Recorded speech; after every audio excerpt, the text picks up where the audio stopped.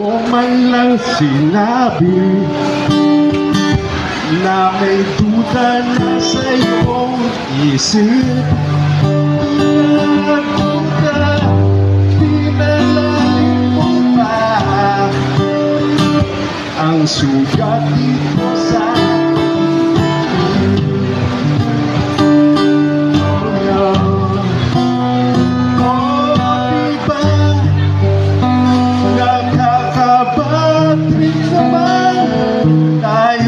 magkasama at ako'y iniwan mo.